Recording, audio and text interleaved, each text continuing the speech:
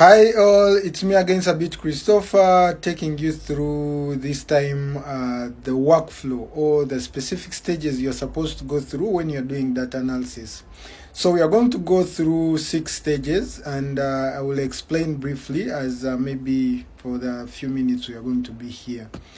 Now, understanding the business problem, that is the first stage you go through.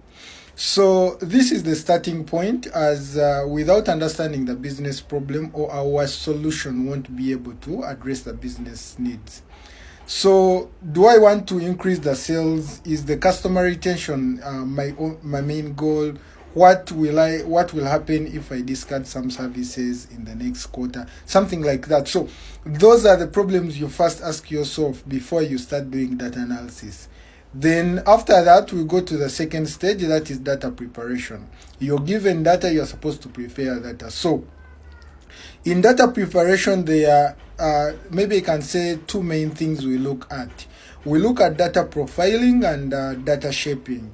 So you have to do further digest to make sure that the data you're using is clean, nothing is missing, and there are no anomalies. Then when you're done with data preparation, the next stage we are going to is the data modeling.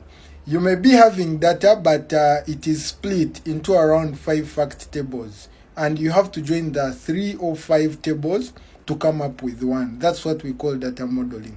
To build an analytical solution, you have to do a data model such that all the fact tables, all the data you're having is related to each other. If you're having a customer data master data, you're having a product master data, it should correlate with the daily sales, such that at the end of the day, it is capsulated as one. Then after you have done your data modeling, we go to data visualization. Now, this is the time we please our eyes with numbers, displays. We display them in convenient visuals, charts, pie charts, scorecards, all those bits to make sure that you come up with a better analysis at the end of the day.